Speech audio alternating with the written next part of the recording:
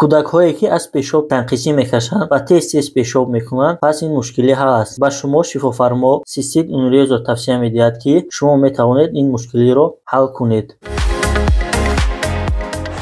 نکشیده هوا آمده رهی بالا یک جوانی خوش سیما به سلام و به سراغه هر جا روم پیشی راهه فقط حالش پرس و پاسه.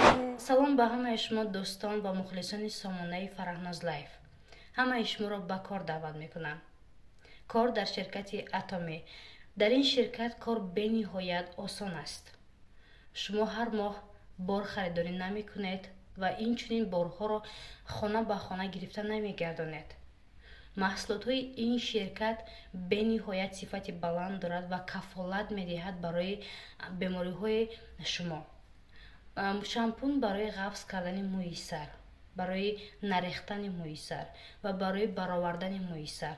این چنین زبنه پاستا برای نیست کردن زرده دندان، نیست کردن بوی دهان. غیر از این برای فربه شوی، برای خراب شوی، برای نیست کردن مرشینه، برای نیست کردن نرک‌های روی و این چنین تمام محصولات هایی که در این شرکت است برای فایده ما و شما است. یک چیز دیگر رو فراموش نکنم که آن نفرانی که از درد میان، از سفید شوی پوست، از استخوان‌دراز و از بیماری قند و دیگر بیماری ها اذیت میکشند، پس محصولات های این شرکت کفالت میدهد که این بیماری ها را از شما رفع میسازد. مرحمت خریداری کنید و زنگ بزنید معلومات بیشتر رو بگیرید. درود بر شما بینندگان بسیارم عزیز و گرامی تلویزیون دوشنبه. این سیما و صدا به شما آشناست. بله، مهمون امروزه برنامه جداها هستند هنرمند شایسته تاجیکستان، ستاره تابناب نگاره خالووا. سلام علیکم به همه تماشاگران شبکه دوشنبه. بسیار شاد هستم که در برنامه شما اشتراک کرده هستم. تشکر. امروزها نگاره خالووا به چه کارها مشغول است؟ عموما روز نگاره خالووا چگونه شروع می شود؟ اولا از سحر از خواب میخیزم با ورزش مشغول میشوم. با کدام نوع ورزش؟ همین گیمناستیکا. بعد مشق آواز. بله. تا اونجایی که معلومات داریم همگی آگاه هستند شما در عائله هنرمند اسمت الله خالوف به دنیا اومدید که اونجا همیشه سرود و موسیقی ها بودن از درون طفلی شما. اولین سرود شما کدام سرود بود؟ اولین سرودی من این سرودی به نام گویم یا نگویم بود که در سال 2001 من سرایده بودم و این سرود شما را بین مردم شناخته کرد. برای در یک جاده موفق شدن میباید زحمت کشید، تلاش ورزید، افتید و باز دوباره برخیست. برای نگاره همین موفقیت چگونه دست داد؟ برای آسان یا مشکل؟ اکنون چنانه که همه میدونن در همه ساحه مشکلی ها هست، به مشکلی نمیشود. مشکل بود البته و راحتش هم بود. امروز زیاد نفران هستند یک راه را انتخاب میکنند، میخوان سراینده شوند، هنرمند شوند، لیکن کمتر که مشکلی پیش می آید دست میکشند از اون چیز. ولی نگاره از دوران خردی تا امروز هنرمند است. چی مشکلی ها بود میتونید گفته؟ اون مشکلی ها چه میشه از صنعتکاران میفهمند از پی آهنگ دویدن در کار، از پی یک شعر و کدن ایجاد خیلی هست. مشکلی ها که شکرانه که امروز برادرم در بری من است، پدرم است که این مشکلی ها هم برطرف شده. بله. اولین کنسرت محتشم شما با شوکه شما که خیلی ها را جمع آورده سال 2011 برگزار گشته بود با برادرتون سروش خالوف. خیلی یک کنسرت خاطرمون بود و بعد از آن شما در چند مصاحبه های خود قید کردید که ما پای ایجاد هستیم دوباره برنامه کنسرتی خود رو برگزار میکنیم، ولی به همین وعده خلافی شد و برنامه کنسرتی برگزار نگشت. سبب در چی باشه؟ ما بسیار میخواستیم کنسرت دادن، از پی ترانه ها ایجادیات ها بودیم، ولی صد افسوس که این بیماری تمام جهان رو پنگ به نام کرونا ویروس баъдан ин орзуҳои мо амалӣ нагашт. солҳои наздик барномаи консерти шумо ният дорем ки барпо намоем баҳри мухлисон. умуман дар ҳамин репертуари шумо сурудҳои мардумӣ дар гузашта зиёд дида мешуд. кадом сурудҳо аз қабили чаллаи досмонаи марҷони ту, зилзила дорад, ғами ҳиҷрони ту, ин гуна сурудҳо зиёд буданд ва ҳамагӣ дар ин сурудҳо мерақсиданду шодӣ мекарданд. чӣ шуд ки нигора имрӯз сурудҳои мардумиро камтар замзама мекунад? чунки рости гап кадом оҳанг, кадом суруде ки ба дили ман наздик биёяд, ман ҳамонро баъд месароям баҳри мухлисон. ин сурудҳое ки шумо гуфтед чалла дастмона, ин аз кӯдакии ман ба дили ман нишаста буд ки ман ҳатто дар маъракаҳо месароидам ва ният кардам ки баҳри мухлисон ман пешкаш намоям ҳамин сурудро. баъд дар консерт ман сароида будам ҳамин сурудҳоро. акнун ҳоло ба дилам ягон суруд ҳоли наздик нашудааст ки ман бисароям, ба дилам бошад. бале, агар бошад ҳатман бисароям. салом ба ҳамаи шумо дӯстон ва мухлисони сомонаи Фарахноз лайф. ба саҳми ҳамаи шумо мехоҳам як чизро бирасонам ки он нафар намехоҳанд аз граница гузаранд. барои ҳамаи шумо Акай Ҷурабек кӯмак мекунад. бо мошинҳои замонавӣ шуморо бурда мерасонад.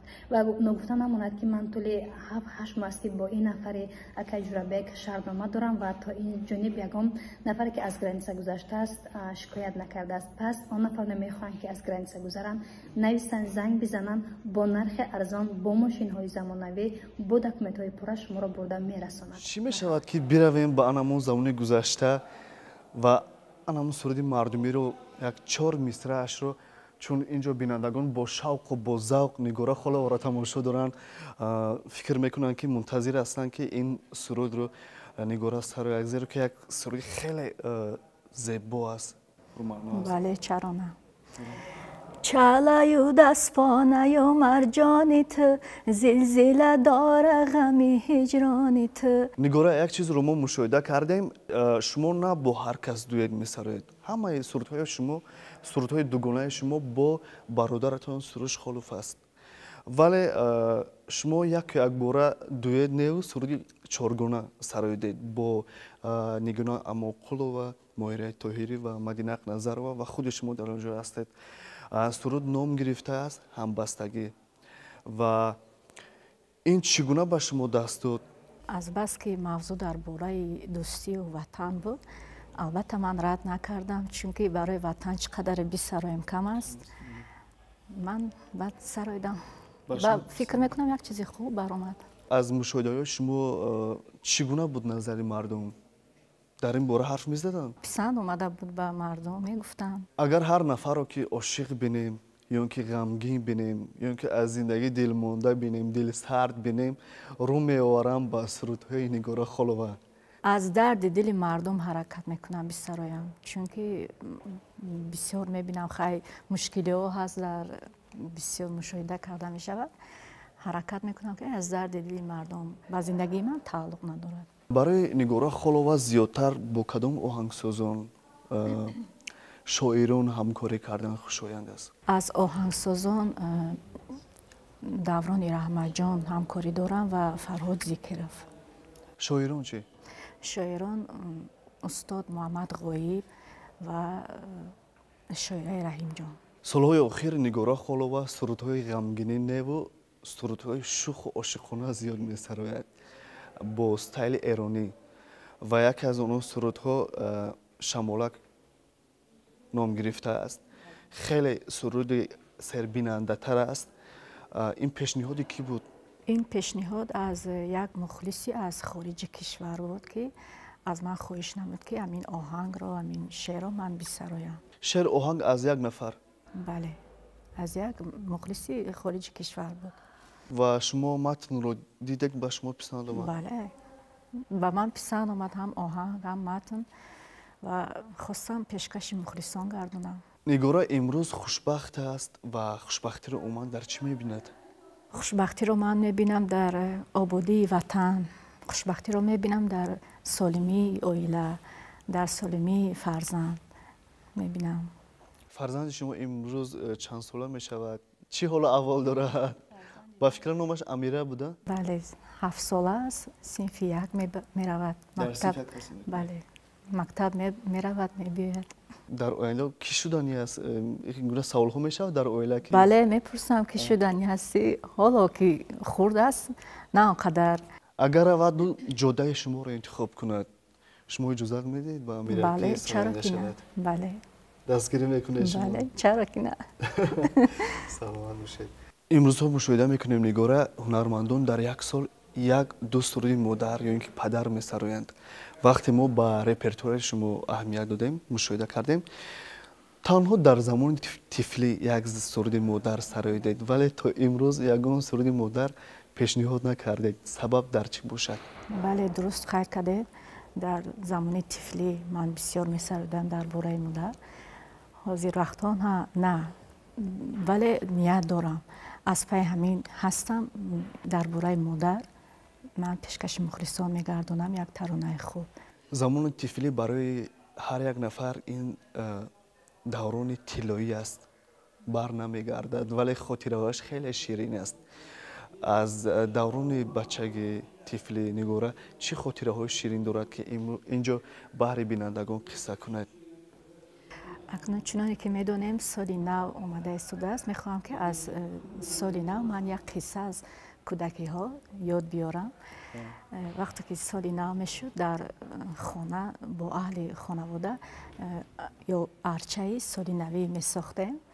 بعدم پدرم گفتن من و برادرم دادرم گفتن که چشمان خود رو بنده تا زیر بابای برف میبید توفه ها میبیارد و شما نکشید اگر بعد آورد در پسی ارچه پنهان میکند بعد شما کابید یا بید و ما چشمان رو میبستیم.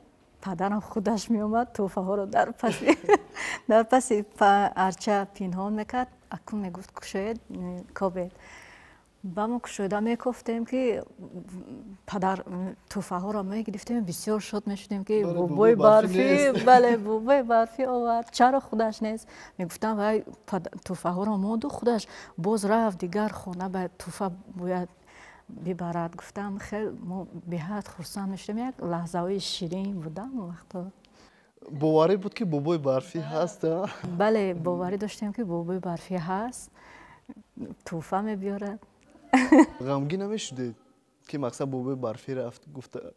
خیلی میشدیم گریه میکردم که با من پدر کم آورد توفه کم آورد باید بسیار میآورد هم خیلی بود.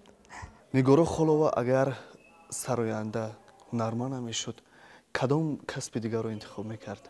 راستی گپ در این باره فکر هم نکردم لیکن کسب پخت و پز رو شاید که انتخاب میکردم یا اینکه آشپز میشدید؟ بله لیکن نه قدر دوست میدارم آشپزی رو. برای چی؟ فقط خوردن رو مگه که دوست میدارم؟ بله فقط خوردن رو دوست میدارم.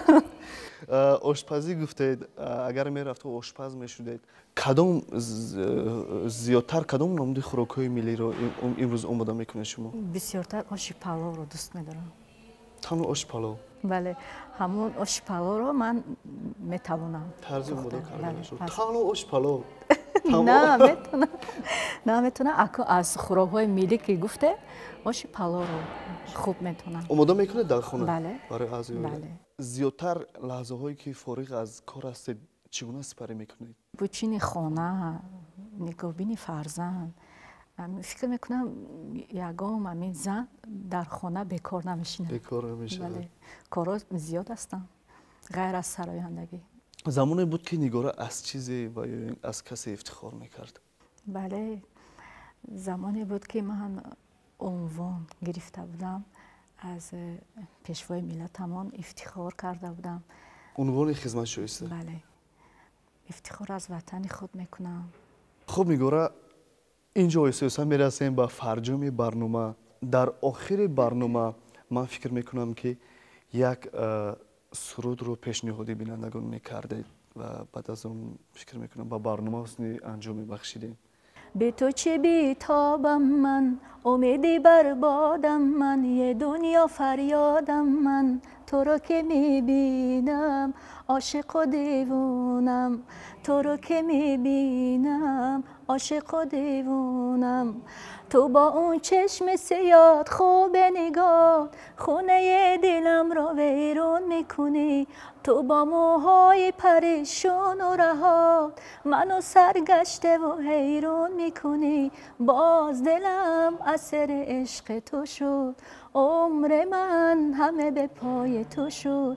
یاد تو همه به خاطر من، تا ابد همه به پای تو شد. سلامت باشید. احسان اوضاعتون بار دیگر خسته نگردد. در آخر بهر بیننده عزیز و ارجمند تلویزیون دوشنبه که این حال ما رو با دقت تماشا دارن چی گفتنی دارید؟ همیشه سربلند و صحت و سلامت باشن، همیشه خانه آباد باشن. بار دیگر خوش آمدید نگوره به برنامه جداها و این جدایی رو که شما انتخاب کردید باز هم به شما موفقیت و سربلندی های زیاد رو تمنا داریم. بینندگان گرامی، بار دیگر یادآور میشیم که مهمون امروزه برنامه فرهنگی و فراغتی جداها بودند هنرمند شایسته تاجیکستان نیگوره خالوه. این بود برنامه جداها. تا برنامه دیگر خود و نزدیکان خویش را احتیاط کنید.